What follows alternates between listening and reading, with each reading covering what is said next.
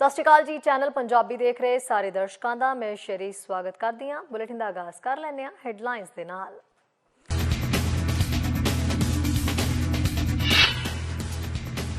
BC कारोबार Covid हुक्मां तो बाद बंद होने तो लै सकते ने ग्रांट। पब्लिक हैल्थ ऑर्डर खत्म होने तक प्रोग्राम खुला। क्यूबेक की तरह गैर वैक्सीनेटेड लोगों से टैक्स लगा सकती है फैडरल सरकार। कैनेडियन को सुरक्षित रखने के लिए यह सख्ती जरूरी। वाटरलू खोजकर्तावां के अध्ययन के होया नवा खुलासा। CBD कोविड-19 विरुद्ध करता है सुरक्षा प्रदान। खबर विस्तार के नाल BC वासियों लिए अहम खबर। BC के लिए अर्जियां हुण खुलियां ने।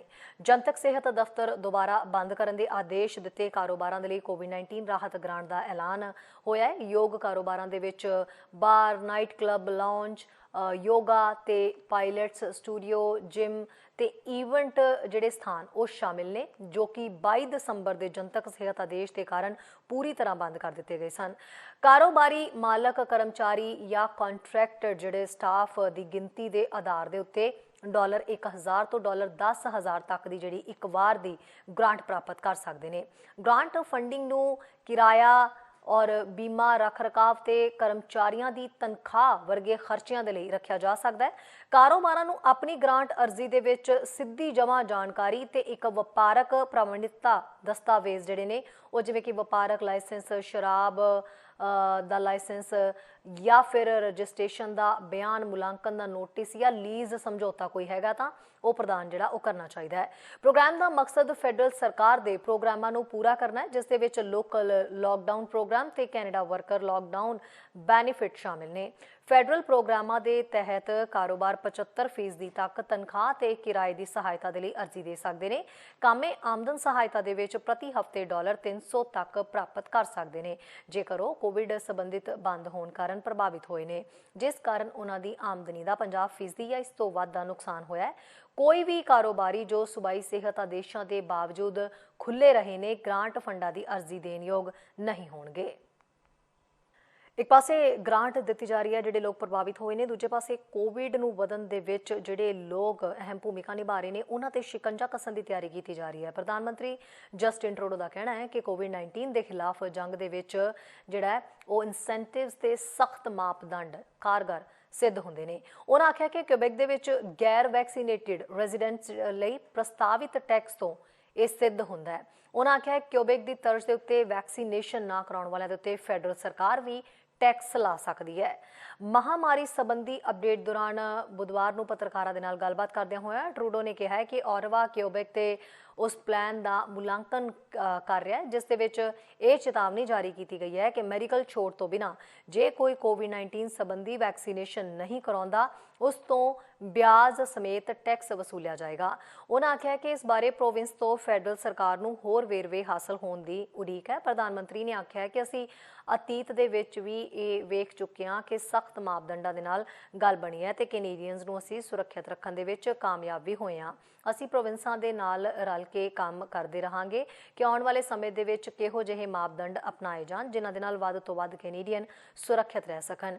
ट्रूडो ने कहा है कि क्यूबेक सरकार ने फैडरल सरकार नूं भरोसा दिवाया है कि सरकार दा plan Canada health act they असूलां दा उलंघन नहीं करेगा। उधर क्यूबेक के प्रीमियर के वलों सूबे दे विच बालगां दे लई संभावित चार्ज का ऐलान करन तो एक दिन तो घट समय बाद प्रधानमंत्री ट्रूडो हालांकि ये कह चुके थे कि एंटी वैक्स टैक्स की संभावना तो इनकार ही उन्हों का समझा जा रहा है। फिलहाल वो ये इंतजार जरूर कर रहे थे कि पहला क्यूबेक की जी फीस है वो उड़ीक कर ली जाए।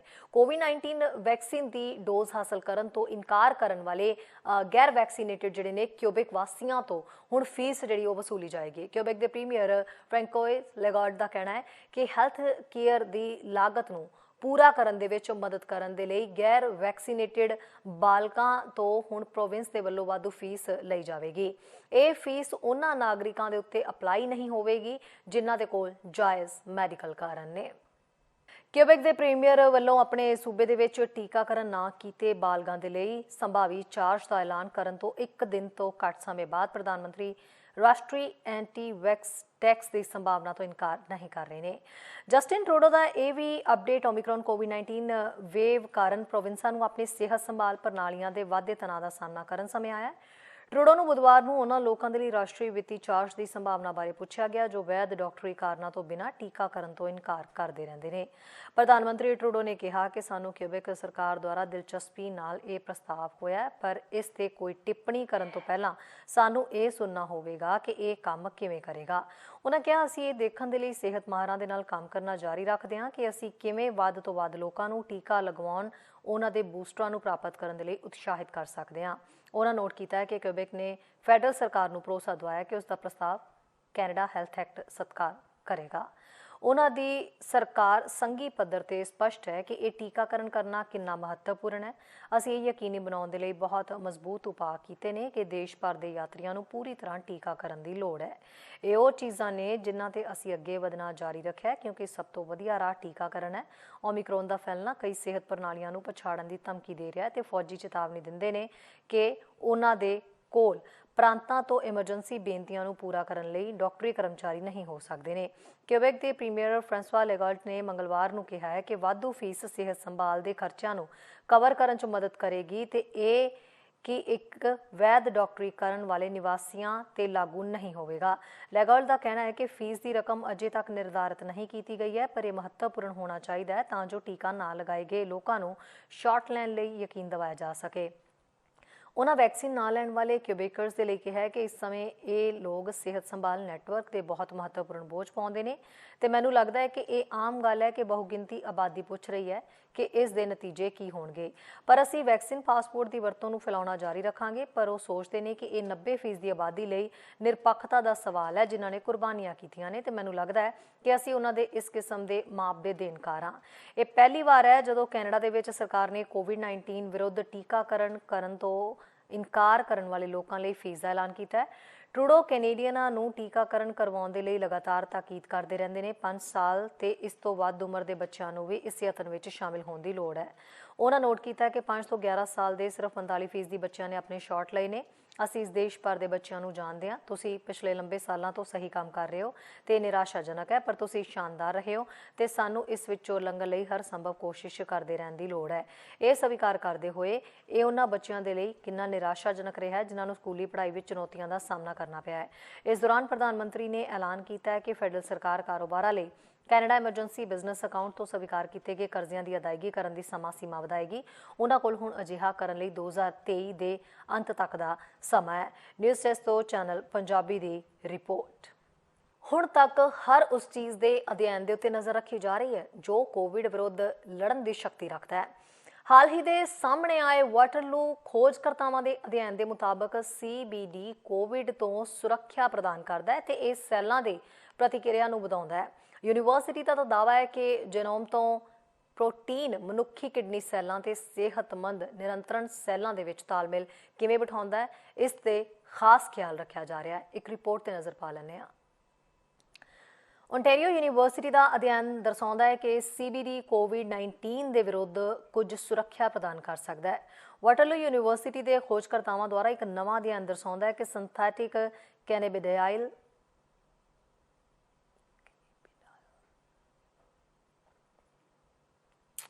VO2 ਅਗੇਨ ਓਨਟਾਰੀਓ ਯੂਨੀਵਰਸਿਟੀ ਦਾ ਅਧਿਐਨ ਦਰਸਾਉਂਦਾ ਹੈ ਕਿ CBD ਕੋਵਿਡ-19 ਦੇ ਵਿਰੁੱਧ ਕੁਝ ਸੁਰੱਖਿਆ ਪ੍ਰਦਾਨ ਕਰ ਸਕਦਾ ਹੈ। ਵਾਟਰਲੂ ਯੂਨੀਵਰਸਿਟੀ ਦੇ ਖੋਜਕਰਤਾਵਾਂ ਦੁਆਰਾ ਇੱਕ ਨਵਾਂ ਅਧਿਐਨ ਦਰਸਾਉਂਦਾ ਹੈ ਕਿ ਸਿੰਥੈਟਿਕ ਕੈਨੇਬੀਡਾਈਲ CBD ਕੋਵਿਡ ਦੇ ਵਿਰੁੱਧ ਕੁਝ ਸੁਰੱਖਿਆ ਪ੍ਰਦਾਨ ਕਰਨ 'ਚ ਮਦਦ ਕਰ ਸਕਦਾ ਹੈ। ਵਾਟਰਲੂ ਯੂਨੀਵਰਸਿਟੀ ਦਾ ਕਹਿਣਾ ਹੈ ਕਿ ਅਧਿਐਨ ਕੈਨਾਬੀਡਾਈਲ ਤੇ SARS-CoV-2 ਪ੍ਰੋਟੀਨ ਲਈ ਐਂਟੀਵਾਇਰਲ ਪ੍ਰਤੀਕਿਰਿਆ ਨੇ ਦਿਖਾਇਆ ਹੈ ਕਿ ਗੈਰ ਸਾਈਕੋਐਕਟਿਵ ਮਿਸ਼ਰਣ ਜੋ ਕਿ ਕੈਨੇਬਿਸ ਦੇ ਪਲਾਂਟ ਦੇ ਵਿੱਚ ਵੀ ਪਾਇਆ ਜਾਂਦਾ ਹੈ ਸੈੱਲਾਂ ਦੀ ਪੈਦਾਇਸ਼ੀ ਇਮਿਊਨ ਸਿਸਟਮ ਨੂੰ ਪ੍ਰਦਾਨ ਕਰਨ ਦੇ ਲਈ ਪ੍ਰਤੀਤ ਹੁੰਦਾ ਹੈ। ਸੰਭਾਵੀ ਤੌਰ ਤੇ ਜਰਾਸੀਮ ਜਿਵੇਂ ਕਿ SARS-CoV-2 ਦੇ ਵਿਰੁੱਧ ਸੁਰੱਖਿਆ ਦੀ ਪੇਸ਼ਕਸ਼ ਕਰਦਾ ਹੈ। ਸਕੂਲ ਦਾ ਕਹਿਣਾ ਹੈ ਕਿ ਇਸ ਦੇ ਖੋਜਕਰਤਾਵਾਂ ਨੇ ਖੋਜ ਕੀਤੀ ਹੈ ਕਿ CBD ਕਰੋਨਾ ਵਾਇਰਸ ਜੀਨੋਮ ਦੁਆਰਾ ਤਿਆਰ ਕੀਤੇ ਗਏ ਕਈ ਮੁੱਖ ਪ੍ਰੋਟੀਨਾਂ ਦੇ ਲਈ ਸੈੱਲ ਦੀ ਪ੍ਰਤੀਕਿਰਿਆ ਨੂੰ ਵਧਾਉਂਦਾ ਹੈ। ਇਹ ਕਹਿੰਦੇ ਨੇ ਕਿ ਅਧਿਐਨ ਤੋਂ ਪਹਿਲਾਂ ਪ੍ਰਭਾਵ ਦੀ ਖੋਜ ਨਹੀਂ ਕੀਤੀ ਗਈ ਸੀ।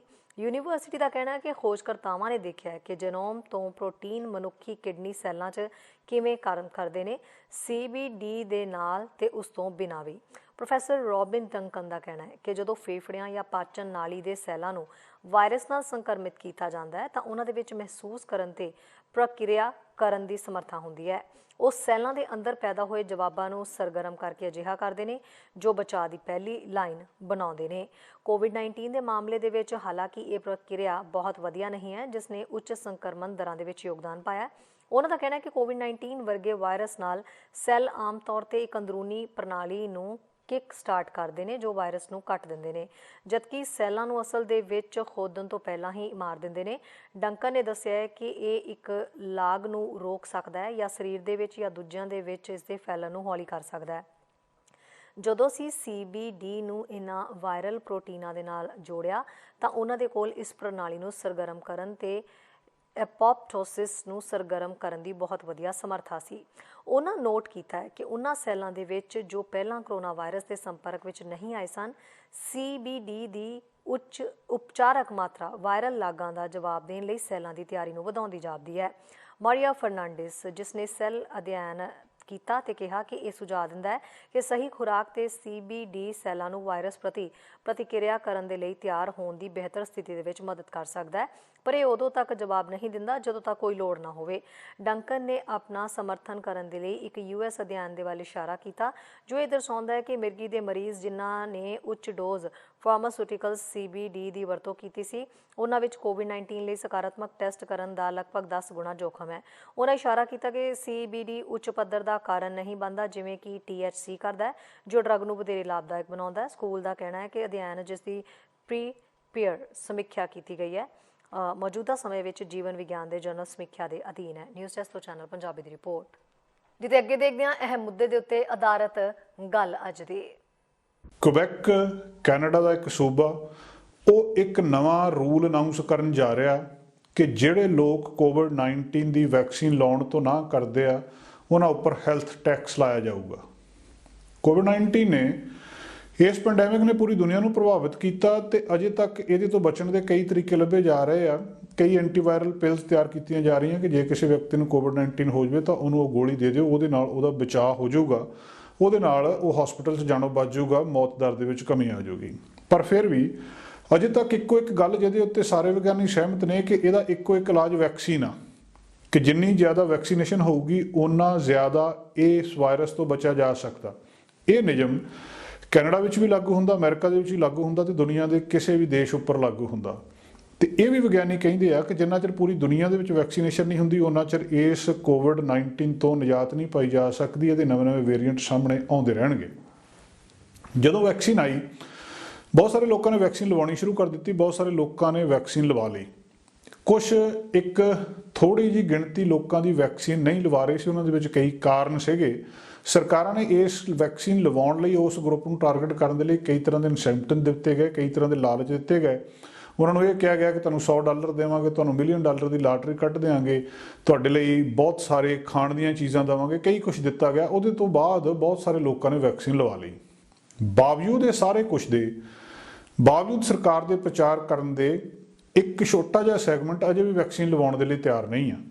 ਉਹ ਜਿਹੜੇ ਲੋਕ ਵੈਕਸੀਨ ਲਵਾਉਣ ਦੇ ਲਈ ਤਿਆਰ ਨਹੀਂ ਆ ਉਹ ਇਸ ਵੇਲੇ ਜ਼ਿੰਮੇਵਾਰ ਨੇ ਬਹੁਤੇ ਕੇਸਾਂ ਦੇ ਵਾਧੇ ਦੇ ਵਿੱਚ ਤੇ ਇਸ ਵਾਇਰਸ ਨੂੰ ਖਤਮ ਹੋਣ ਦੇ ਵਿੱਚ ਜੋ ਵਿਗਿਆਨੀ ਯੋਗਦਾਨ ਪਾ ਰਹੇ ਆ ਉਸ ਯੋਗਦਾਨ ਦਾ ਨੁਕਸਾਨ ਕਰ ਰਿਹਾ ਹੈ ਵੈਕਸੀਨ ਨਾ ਲਵਾਉਣ ਵਾਲੇ ਲੋਕ। ਕੁਬੈਕ ਨੇ ਇੱਕ ਨਵਾਂ ਤਰੀਕਾ ਲੱਭਿਆ, ਕੈਨੇਡਾ ਦੇ ਇਸ ਸੂਬੇ ਨੇ, ਇਸ ਪ੍ਰੋਵਿੰਸ ਨੇ, ਕਿ ਜਿਹੜੇ ਲੋਕ ਵੈਕਸੀਨ ਨਹੀਂ ਲਵਾਉਂਦੇ ਉਹਨਾਂ ਦੇ ਉੱਤੇ ਹੈਲਥ ਟੈਕਸ ਲਾ ਦਿਓ। ਕਿੰਨਾ ਟੈਕਸ ਲਾਉਣਾ ਇਹਦੇ ਬਾਰੇ ਹਜੇ ਨਹੀਂ ਦੱਸਿਆ ਗਿਆ, ਪਰ ਇਹ ਗੱਲ ਪੱਕੀ ਆ ਕਿ ਉਹਨਾਂ ਨੇ ਇਹ ਤਰੀਕਾ ਅਪਣਾਉਣਾ ਸ਼ੁਰੂ ਕਰ ਦਿੱਤਾ। ਕਿੰਨਾ ਕੁ ਸਹੀ ਆ ਕਿੰਨਾ ਕੁ ਗਲਤ ਆ ਇਹਦੇ ਬਾਰੇ ਲੋਕ ਚਰਚਾ ਕਰ ਰਹੇ ਆ। ਸੂਬੇ ਦੇ ਕੁਬੈਕ ਦੇ ਪ੍ਰੀਮੀਅਰ ਨੇ ਫ੍ਰੈਂਕੋਇਸ ਲਗਾਟ ਨੇ ਇਹ ਅਨਾਊਂਸਮੈਂਟ ਕੀਤੀ ਹੈ ਮੌਂਟਰੀਅਲ ਦੇ ਵਿੱਚ ਮੰਗਲਵਾਰ ਨੂੰ ਬਾਅਦ ਦੁਪਹਿਰ, ਜਦੋਂ ਕਿ ਬਹੁਤ ਸਾਰੇ ਪੈਂਡੈਮਿਕ ਰਿਲੇਟਡ ਹਸਪੀਟਲਾਈਜੇਸ਼ਨ ਆ ਉਹ ਲਗਾਤਾਰ ਵੱਧ ਰਹੀ ਹੈ। ਇੱਕ ਜਿਹੜੀ ਦੱਸਿਆ ਜਾ ਕੇ ਜਿਹੜੀ ਹੈਲਥ ਕੰਟਰੀਬਿਊਸ਼ਨ ਆ ਉਹ ਸਾਰੇ ਅਡਲਟਸ ਦੇ ਉੱਤੇ ਲਾਈ ਜਾਊਗੀ ਜਿਹੜੇ ਵੈਕਸੀਨ ਨਹੀਂ ਲਵਾ ਰਹੇ।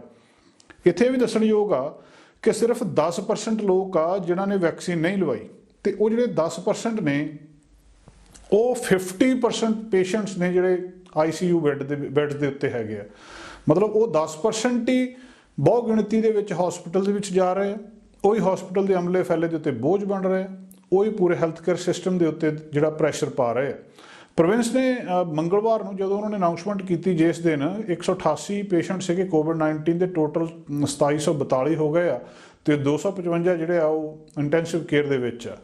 ਜਿਹੜੇ ਲੋਕ ਵੈਕਸੀਨ ਲਵਾਉਣ ਤੋਂ ਨਾ ਕਰ ਰਹੇ ਆ, ਕਿਹਾ ਜਾ ਰਿਹਾ ਕਿ ਹਸਪੀਟਲ ਸਟਾਫ ਦੇ ਉੱਤੇ ਬਰਡਨ ਆ, ਬਹੁਤ ਵੱਡਾ ਫਾਈਨੈਂਸ਼ੀਅਲ ਬਰਡਨ ਆ ਬਹੁਤੇ ਕਿਊਬੈਕ ਦੇ ਵਿੱਚ ਰਹਿਣ ਵਾਲਿਆਂ ਦੇ ਉੱਤੇ, ਤੇ ਇਹ ਕਹਿੰਦੇ ਮਨਜ਼ੂਰ ਨਹੀਂ ਹੋ ਸਕਦਾ। ਜਿਹੜੇ 10% ਆ ਇਹ ਦੂਜੇ 90% ਨੂੰ ਪਰੇਸ਼ਾਨੀ ਪੈਦਾ ਕਰਨ। 90% ਲੋਕਾਂ ਨੇ ਕੋਈ ਨਾ ਕੋਈ ਸੈਕਰੀਫਾਈਸ ਕੀਤਾ, ਆਪਣਾ ਫੈਸਲਾ ਲਿਆ, ਉਹਨਾਂ ਨੇ ਵੈਕਸੀਨ ਲਵਾਈ ਆ, ਤੇ ਜਿਹੜੇ 10% ਨਹੀਂ ਲਵਾ ਰਹੇ ਉਹਨਾਂ ਕਾਰਨ ਕੋਵਿਡ ਨਹੀਂ ਖਤਮ ਹੋ ਰਿਹਾ, ਉਹਨਾਂ ਕਾਰਨ ਹੀ ਲੋਕਡਾਊਨ ਲੱਗ ਰਿਹਾ, ਉਹਨਾਂ ਕਾਰਨ ਹੀ ਸਾਰਾ ਕੁਝ ਬੰਦ ਹੋ ਰਿਹਾ, ਤੇ ਉਹਦਾ ਖਾਮਿਆਜਾ ਸਾਰਿਆਂ ਨੂੰ ਭੁਗਤਣਾ ਪੈ ਰਿਹਾ। ਚਾਹੇ ਭਾਵੇਂ ਕਿ ਕੁਬੈਕ ਦੇ ਪ੍ਰੀਮੀਅਰ ਨੇ ਗੱਲ ਕਹੀ ਆ, ਪਰ ਇਹ ਗੱਲ ਕੈਨੇਡਾ, ਅਮਰੀਕਾ ਹਰ ਥਾਂ ਦੇ ਉੱਤੇ ਲਾਗੂ ਹੁੰਦੀ ਆ।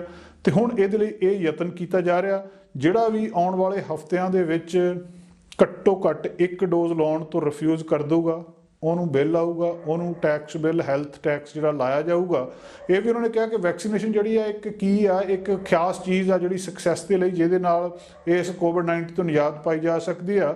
ਪਿਛਲੇ 1 ਹਫ਼ਤਾ ਪਹਿਲਾਂ ਜਿਹੜੇ ਹੈਲਥ ਮਿਨਿਸਟਰ ਨੇ ਕ੍ਰਿਸਟੀਅਨ ਡੁਬੇ, ਉਹਨਾਂ ਨੇ ਅਨਾਊਂਸ ਕੀਤਾ ਸੀ ਕਿ ਪ੍ਰੋਵਿੰਸ ਵੈਕਸੀਨ ਪਾਸਪੋਰਟ ਰਿਕੁਆਇਰਡ ਹੋਊਗਾ, ਜ਼ਰੂਰੀ ਹੋਊਗਾ। ਜੇਕਰ ਤੁਸੀਂ ਕਿਸੇ ਵੀ ਥਾਂ ਦੇ ਉੱਤੇ ਚਾਹੇ ਲਿਕਵਰਸ ਆ ਚਾਹੇ ਕੈਨਾਬਿਸ ਆ ਉਹਨੂੰ ਖਰੀਦਦੇ ਆ, ਉਹਦੇ ਲਈ ਸਖਤੀ ਕੀਤੀ ਗਈ ਸੀ। ਕਾਰਨ ਇੱਕੋ ਹੀ ਕੀਤਾ ਜਾ ਰਿਹਾ ਕਿ ਕਿਸੇ ਨਾ ਕਿਸੇ ਤਰ੍ਹਾਂ ਲੋਕ ਵੈਕਸੀਨ ਲਵਾ ਲੈਣ। ਉਹਨਾਂ ਨੇ ਇਹ ਵੀ ਕਿਹਾ ਸੀ ਕਿ ਬਹੁਤ ਸਾਰੀਆਂ ਥਾਵਾਂ ਦੇ ਉੱਤੇ ਜਿਹੜੇ ਐਸੈਂਸ਼ੀਅਲ ਬਿਜ਼ਨਸ ਆ, ਉਹ ਪਰਸਨਲ ਕੇਅਰ ਸਰਵਿਸਿਜ਼ ਨੇ, ਉੱਥੇ ਤੱਕ ਵੀ ਇਹ ਸਾਰੇ ਨਿਯਮ ਵਧਾਏ ਜਾ ਰਹੇ ਆ। ਉਹ ਕਹਿੰਦੇ ਇਸ ਵੇਲੇ ਸਾਡੇ ਕੋਲ ਸਿੱਧਾ ਕੁਐਸਚਨ ਆ ਕਿ 90% ਜਿਹੜੇ ਆਪਣਾ ਸੈਕਰੀਫਾਈਸ ਕਰ ਰਹੇ ਆ, ਉਹ 10% ਦੀ ਗਲਤੀ ਨੂੰ ਕਿਉਂ ਭੁਗਤਣ। ਤੇ ਇਹਦਾ ਇੱਕੋ ਇੱਕ ਇਲਾਜ ਦੱਸਿਆ ਜਾ ਰਿਹਾ ਕਿ ਜਿੰਨੀ ਜਲਦੀ ਹੋ ਸਕਦਾ ਜਾਂ ਤਾਂ ਉਹ ਵੈਕਸੀਨ ਲਵਾ ਲੈਣ, ਨਹੀਂ ਤਾਂ ਫਿਰ ਖਾਸ ਟੈਕਸ ਦੇਣ ਦੇ ਲਈ ਤਿਆਰ ਰਹਿਣ। ਇਸ ਗੱਲ ਕਰਕੇ ਜਿਹੜੀ ਵੈਕਸੀਨੇਸ਼ਨ ਆ ਇਹਨੂੰ ਓਬਲੀਗੇਟਰੀ ਬਣਾਇਆ ਜਾ ਰਿਹਾ। ਹੁਣ ਇਹਦਾ ਦੂਜਾ ਪੱਖ ਇਹ ਆ ਕਿ ਲੋਕ ਤਾਂ ਪਹਿਲਾਂ ਵੈਕਸੀਨ ਦਾ ਵਿਰੋਧ ਕਰ ਰਹੇ ਆ। ਉਹ ਕਹਿ ਰਹੇ ਕਿ ਜਿਹੜਾ ਇਹ ਸਾਡੇ ਇਹ ਰਾਈਟਸ ਆ ਕਿ ਅਸੀਂ ਵੈਕਸੀਨ ਲਵਾਈਏ ਜਾਂ ਨਾ ਲਵਾਈਏ, ਸਾਡੀ ਬੋਡੀ ਜਿਹੜੀ ਸਾਡੀ ਪ੍ਰੋਪਰਟੀ ਆ, ਅਸੀਂ ਇਹਦੇ ਨਾਲ ਕੁਝ ਵੀ ਕਰ ਸਕਦੇ ਹਾਂ, ਅਸੀਂ ਇਹਦੇ ਜ਼ਿੰਮੇਵਾਰ ਹਾਂ, ਤੁਸੀਂ ਸਾਡੇ ਉੱਤੇ ਇਹਨੂੰ ਥੋਪ ਨਹੀਂ ਸਕਦੇ। ਜਿੱਦਾਂ ਫਿਲਹਾਲ ਰੁਕਦੇ ਇੱਥੇ ਇੱਕ ਛੋਟਾ ਜਿਹਾ ਬ੍ਰੇਕ ਦੇ। ਸਵਾਗਤ ਹੈ ਬ੍ਰੇਕ ਤੋਂ ਬਾਅਦ ਸਾਰੇ ਦਰਸ਼ਕਾਂ। ਅੱਗੇ ਦੇਖਦੇ ਹਾਂ ਐਡਮਿੰਟਨ ਤੋਂ ਸਾਡੇ ਸੀਨੀਅਰ ਪੱਤਰਕਾਰ ਕੁਲਮੀਤ ਸਿੰਘ ਸੰਘਾ ਦੀ ਇੱਕ ਖਾਸ ਅਪਡੇਟ। ਚੈਨਲ ਪੰਜਾਬੀ ਵੇਖ ਰਹੇ ਸਮੂਹ ਦਰਸ਼ਕਾਂ ਨੂੰ ਕੁਲਮੀਤ ਸਿੰਘ ਵੱਲੋਂ ਨਿੱਘੀ ਜੀ ਆਇਆਂ। ਵਾਹਿਗੁਰੂ ਜੀ ਕਾ ਖਾਲਸਾ, ਵਾਹਿਗੁਰੂ ਜੀ ਕੀ ਫਤਿਹ। ਦੋ ਖਬਰਾਂ ਲੈ ਕੇ ਤੁਹਾਡੇ ਲਈ ਐਡਮਿੰਟਨ ਸ਼ਹਿਰ ਤੋਂ ਹਾਜ਼ਰ ਹਾਂ ਜੀ। ਇੱਕ ਖਬਰ ਤਾਂ ਇਹ ਆ ਰਹੀ ਹੈ ਜੀ ਵੀ ਜਿਹੜੇ ਨਾ ਰੈਪਿਡ ਟੈਸਟ ਕਿਟਸ ਸੀਗੀਆਂ ਉਹਨਾਂ ਦੀ ਥੋੜ੍ਹ ਆ ਰਹੀ ਆ, ਔਰ ਉਹਦਾ ਥੋੜ੍ਹ ਦਾ ਕਾਰਨ ਹੈਗਾ ਕਿ ਆਟੋਆ ਵਾਲੇ ਕਹਿੰਦੇ ਜੀ ਵੀ ਸਾਨੂੰ ਉਹਦੀ ਸਪਲਾਈ ਜਿਹੜੀ ਆ ਨਹੀਂ ਮਿਲ ਰਹੀ। ਤੇ ਇਹ ਗੱਲ ਡਾਕਟਰ ਡੀਨਾ ਹਿੰਸ਼ਾ ਹੋਰਾਂ ਨੇ ਦੱਸੀ ਆ। ਔਰ ਤੁਹਾਨੂੰ ਪਤਾ ਵੀ ਇਹਨਾਂ ਨੇ PCR ਟੈਸਟ ਜਿਹੜੇ ਲੈਬ ਦੇ ਵਿੱਚ ਹੁੰਦੇ ਸੀਗੇ ਉਹ ਇੱਕ ਕਿਸਮ ਦੇ ਘਟਾਏ ਹੋਏ ਆ। ਤੇ ਲੋਕਾਂ ਨੂੰ ਕਿਹਾ ਜਾਂਦਾ ਵੀ ਭਾਈ ਤੁਸੀਂ ਇਹ ਜਿਹੜੀਆਂ ਰੈਪਿਡ ਟੈਸਟ ਹੈਗੀਆਂ ਕਿਟਸ ਘਰੇ ਲਿਜਾ ਕੇ ਦੇਖ ਲਓ ਵੀ ਜੇ ਤੁਸੀਂ ਪੋਜ਼ਿਟਿਵ ਹੁੰਦੇ ਹੋ ਜਾਂ ਨੈਗੇਟਿਵ ਹੁੰਦੇ ਹੋ। ਸਕੂਲਾਂ ਦੇ ਵਿੱਚ ਵਾਅਦਾ ਕੀਤਾ ਗਿਆ ਸੀਗਾ ਪ੍ਰੋਵਿੰਸ਼ੀਅਲ ਸਰਕਾਰ ਵੱਲੋਂ, ਕਿਉਂਕਿ ਬੱਚਿਆਂ ਨੇ ਇਨ ਪਰਸਨ ਜਾਣਾ ਸੀਗਾ ਸਕੂਲਾਂ 'ਚ, ਤੇ ਉਹਨਾਂ ਨੂੰ 4.3 ਮਿਲੀਅਨ ਕਿਟਸ ਜਿਹੜੀਆਂ ਸੀ ਜੀ ਇਹਨਾਂ ਨੇ ਹੁਣ ਦੇਣੀਆਂ ਸੀਗੀਆਂ, ਤੇ 4.3 ਮਿਲੀਅਨ ਹੀ ਜਨਵਰੀ ਦੇ ਅਖੀਰ ਵਿੱਚ ਜਾ ਕੇ ਦੇਣੀਆਂ ਸੀਗੀਆਂ। ਸੋ ਉਹਦੇ ਤੇ ਹਾਲ ਦੀ ਘੜੀ ਬ੍ਰੇਕਾਂ ਲੱਗੀਆਂ ਹੋਈਆਂ। ਟੋਟਲ 15 ਮਿਲੀਅਨ ਪ੍ਰੋਵਿੰਸ ਨੇ ਕਿਹਾ ਸੀਗਾ ਵੀ ਅਸੀਂ ਇਹ ਜਿਹੜੀਆਂ ਰੈਪਿਡ ਟੈਸਟ ਕਿਟਸ ਹੈਗੀਆਂ ਸਕੂਲਾਂ ਵਿੱਚ ਸੂਬੇ ਭਰ ਦੇ ਵਿੱਚ ਉਪੜਦੀਆਂ ਕਰਾਂਗੇ। ਉਹਦੇ ਤੇ ਹੁਣ ਪ੍ਰਸ਼ਨ ਚਿੰਨ੍ਹ ਲੱਗੇ ਹੋਏ ਨੇ, ਕਿਉਂਕਿ ਉਹ ਰੈਪਿਡ ਟੈਸਟ ਕਿਟਸ ਜਿਹੜੀਆਂ ਜੀ ਪਿੱਛੋਂ ਆ ਨਹੀਂ ਰਹੀਆਂ। ਦਸੰਬਰ ਦੇ ਵਿੱਚ ਪ੍ਰੀਮੀਅਰ ਹੋਰਾਂ ਨੇ ਕਿਹਾ ਸੀਗਾ ਲੋਕਾਂ ਨੂੰ ਵੀ ਭਾਈ ਤੁਸੀਂ ਸਿਲੈਕਟ ਫਾਰਮੇਸੀਜ਼ ਤੋਂ ਜਾ ਕੇ ਉਹ ਜਿਹੜੀਆਂ ਕਿਟਸ ਆ ਲੈ ਲਓ। ਔਰ ਉਦੋਂ ਲੋਕਾਂ ਨੇ ਲੈ ਗਏ ਜੀ, ਬਹੁਤ ਸਾਰੇ ਲੋਕਾਂ ਨੇ ਲਈਆਂ ਵੀ ਨੇ ਉਹ। ਪਰ ਜਿਵੇਂ ਤੁਹਾਨੂੰ ਪਤਾ ਕਿ ਓਮੀਕਰੋਨ ਵਾਲਾ ਜਿਹੜਾ ਵੇਰੀਐਂਟ ਆ ਵੀ ਇਹ ਬੜੀ ਤੇਜ਼ੀ ਦੇ ਨਾਲ ਫੈਲ ਰਿਹਾ ਆ। ਇਹਦੇ ਨਾਲ ਕੇਸ ਵੀ ਜਿਹੜੇ ਨੇ ਕਾਫੀ ਵਧੇ ਹੋਏ ਨੇ, ਔਰ 80 ਵਿਅਕਤੀ ਜਿਹੜੇ ਆ ਉਹ ICU ਵਿੱਚ ਨੇ ਇਸ ਵੇਲੇ, ਔਰ 57,000 ਦੇ ਕਰੀਬ ਜੀ ਜਿਹੜੇ ਟੋਟਲ ਬੰਦੇ ਨੇ ਉਹ ਅਫੈਕਟਡ ਆ ਇਹਦੇ ਨਾਲ, ਜਿਹੜਾ ਓਮੀਕਰੋਨ ਜਾਂ ਕੋਵਿਡ-19 ਦੇ ਨਾਲ। ਸੋ ਇਸ ਕਰਕੇ ਹਜੇ ਲੋਕਾਂ ਨੂੰ ਇਹ ਕਿਟਸ ਲਈ ਜਿਹੜਾ ਇੰਤਜ਼ਾਰ ਕਰਨੀ ਪਏਗੀ। ਕਦੋਂ ਆਉਂਦੇ ਆ ਇਹਦੇ ਬਾਰੇ ਨਾ ਤਾਂ ਸੂਬੇ ਵੱਲੋਂ ਕੋਈ ਗੱਲ ਦੱਸੀ ਗਈ ਹੈ ਜਿਹੜੀ ਫੈਡਰਲ ਸਰਕਾਰ ਦੇ ਮਿਨਿਸਟਰ ਹੈਗੇ ਆ ਜੀ, ਉਹਨਾਂ ਦਾ ਵੀ ਕਹਿਣਾ ਆ, ਫਿਲੋਮੇਨਾ ਟੈਸੀ ਹੋਰਾਂ ਦਾ, ਕਿ ਬਈ ਅਸੀਂ ਜਿਹੜਾ ਸਾਡਾ ਸਟਾਫ ਆ ਉਹ ਕੰਟੈਕਟ ਵਿੱਚ ਆ, ਜਿਹੜੇ ਸਪਲਾਇਰ ਹੈਗੇ ਆ ਕੋਸ਼ਿਸ਼ ਕਰ ਰਹੇ ਆ ਵੀ ਜਿੰਨੀ ਵੀ ਛੇਤੀ ਉਹ ਕਿਟਸ ਸਾਨੂੰ ਮਿਲਣ ਤੇ ਅਸੀਂ ਉਹ ਪ੍ਰਤੀਆਂ ਕਰਾਂਗੇ, ਕਿਉਂਕਿ ਜੀ ਕੋਈ 140 ਮਿਲੀਅਨ ਦੇ ਕਰੀਬ ਜਿਹੜੀਆਂ ਉਹ ਕਿਟਸ ਜਿਹੜੀਆਂ ਵੰਡਣ ਦੀ ਉਹਨਾਂ ਦੀ ਪੂਰੀ ਸਕੀਮ ਆ ਕੈਨੇਡਾ ਵਾਈਜ਼। ਸੋ ਹਾਲੇ ਗੱਲ ਜਿਹੜੀ ਆ ਜੀ ਉਹ ਇੱਥੇ ਹੀ ਮਨਸਰ ਕਰਦੀ ਆ ਵੀ ਕਦੋਂ ਅਵੇਲੇਬਲ ਹੁੰਦੀਆਂ ਨੇ, ਉਹਦੇ ਬਾਰੇ ਕਿਸੇ ਨੂੰ ਵੀ ਕੋਈ ਗੱਲ ਨਹੀਂ ਪਤਾ। ਦੂਸਰੀ ਆ ਐਡਮਿੰਟਨ ਦੇ ਵਿੱਚ ਜੀ ਪਿਛਲੇ 3 ਹਫ਼ਤਿਆਂ ਮਤਲਬ ਚੰਗਾ ਡੀਪ ਫਰੀਜ਼, ਮੌਸਮ ਬਹੁਤ ਠੰਡਾ ਹੋ ਚੁੱਕਾ ਸੀ, ਤਾਪਮਾਨ ਬੜੇ ਘਟ ਗਏ ਸੀਗੇ, -40-50 ਤਾਪਮਾਨ ਰਾਤ ਨੂੰ ਹੋ ਜਾਂਦਾ ਸੀ ਜੀ।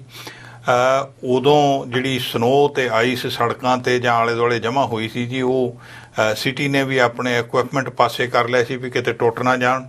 ਪਰ ਹੁਣ ਜਿਉਂ ਹੀ ਮੌਸਮ ਦੇ ਵਿੱਚ ਥੋੜਾ ਜਿਹਾ ਬਦਲਾਅ ਆਇਆ, ਤਾਪਮਾਨ ਬਦਲਿਆ, ਹੁਣ 0 ਡਿਗਰੀ ਇੱਕਦਮ ਕਹਿ ਲਓ ਭਈ 40 ਡਿਗਰੀਆਂ ਦਾ ਫਰਕ ਪੈ ਗਿਆ ਜੀ, ਤੇ ਹੁਣ ਤਾਪਮਾਨ ਜਿਹੜਾ 0 ਡਿਗਰੀ ਦੇ ਨੇੜੇ ਤੇੜੇ ਘੁੰਮ ਰਿਹਾ। ਇਹਦੇ ਤੇ ਹੁਣ ਸਿਟੀ ਦੀ ਪੂਰੀ ਕੋਸ਼ਿਸ਼ ਹੈ ਵੀ ਅਸੀਂ ਜਿਹੜੀ ਉਹ ਸਨੋ ਤੇ ਆਈਸ ਸੜਕਾਂ ਤੇ ਪਈ ਹੋਈ ਹੈ ਉਹਨੂੰ ਪਾਸੇ ਕਰੀਏ। ਔਰ ਉਹ ਸਿਟੀ ਦੇ ਜਿਹੜੇ ਮੈਨੇਜਰ ਨੇ ਜੀ ਇਸ ਡਿਪਾਰਟਮੈਂਟ ਦੇ, ਉਹਨਾਂ ਨੇ ਸਾਰੇ ਹੀ ਆਪਣੇ ਕੰਮ ਕਰਨ ਵਾਲੇ ਵਿਅਕਤੀਆਂ ਨੂੰ ਜਾਂ ਜਿਹੜੇ ਕੰਟਰੈਕਟਰ ਹੈਗੇ ਆ ਉਹਨਾਂ ਨੂੰ ਆਵਾਜ਼ ਮਾਰੀ ਆ ਵੀ ਤੁਸੀਂ ਆ ਜਾਓ ਤੇ ਸੜਕਾਂ ਪੱਧਰੀਆਂ ਕੀਤੀਆਂ ਜਾਣ, ਕਿਉਂਕਿ ਜਿਨ੍ਹਾਂ ਦਿਨਾਂ ਵਿੱਚ ਇਹ ਨਹੀਂ ਸੀ ਕੰਮ ਕੀਤਾ ਜਾ ਰਿਹਾ ਜੀ, ਉਦੋਂ ਲੋਕਾਂ ਨੂੰ ਸੜਕਾਂ ਤੇ ਗੱਡੀਆਂ ਚਲਾਉਣੀਆਂ ਬੜੀਆਂ ਔਖੀਆਂ ਸੀ, ਕਿਉਂਕਿ ਬਹੁਤ ਜ਼ਿਆਦਾ ਤਿਲਕਣਬਾਜ਼ੀ ਹੋ ਗਈ ਸੀ। ਸੈਂਡ ਤੇ ਹੋਰ ਜਿਹੜਾ ਸਮਾਨ ਸਿੱਟਿਆ ਜਾਂਦਾ ਸੀ ਉਹ ਇੰਨੀ ਠੰਡ ਦੇ ਵਿੱਚ ਜੀ ਉਹ ਆਈਸ ਦੇ ਉੱਤੇ ਟਿਕਦਾ ਨਹੀਂ ਸੀ, ਉਹ ਗਾਂਹ-ਪਛਾਂ ਹੋ ਜਾਂਦਾ ਸੀ। ਇਸ ਕਰਕੇ ਕਾਰਾਂ ਚਲਾਉਣੀਆਂ ਲੋਕਾਂ ਲਈ ਬਹੁਤ ਔਖੀਆਂ ਹੋ ਗਈਆਂ ਸੀ। ਪਰ ਹੁਣ ਉਹ ਰਿਪਰੀਵ ਮਿਲਣ ਕਰਕੇ ਮੌਸਮ ਦੇ ਵਿੱਚ ਇਸ ਵੇਲੇ ਹੁਣ ਸਿਟੀ ਦਾ ਪੂਰਾ ਜ਼ੋਰ ਲੱਗਾ ਹੋਇਆ ਵੀ ਅਸੀਂ ਉਸ ਨੂੰ ਕਲੀਅਰ ਕਰ ਦਈਏ। ਚੈਨਲ ਪੰਜਾਬੀ ਲਈ ਕੁਲਮੀਤ ਸਿੰਘ ਸੰਘਾ, ਐਡਮਿੰਟਨ। ਸੋ ਖਬਰਾਂ ਤੇ ਜਾਣਕਾਰੀਆਂ ਦਾ ਸਿਲਸਿਲਾ ਫਿਲਹਾਲ ਇੱਥੇ ਮੁੱਕਦਾ। ਨਵੀਆਂ ਤੇ ਤਾਜ਼ਾ ਖਬਰਾਂ ਲੈ ਕੇ ਫਿਰ ਤੋਂ ਹਾਜ਼ਰ ਹੋਵਾਂਗੇ। ਇਜਾਜ਼ਤ ਚਾਹੁੰਦੇ ਹਾਂ। ਧੰਨਵਾਦ। ਸਾਡਾ ਹਰ ਇੱਕ ਪ੍ਰੋਗਰਾਮ ਦੇਖਣ ਤੇ ਸਾਡੇ ਨਾਲ ਜੁੜਨ ਲਈ ਸਬਸਕ੍ਰਾਈਬ ਕਰੋ ਚੈਨਲ ਪੰਜਾਬੀ ਤੇ ਨੋਟੀਫਿਕੇਸ਼ਨ ਲਈ ਬੈਲ ਆਈਕਨ ਵਾਲੇ ਬਟਨ ਤੇ ਕਲਿੱਕ ਕਰੋ।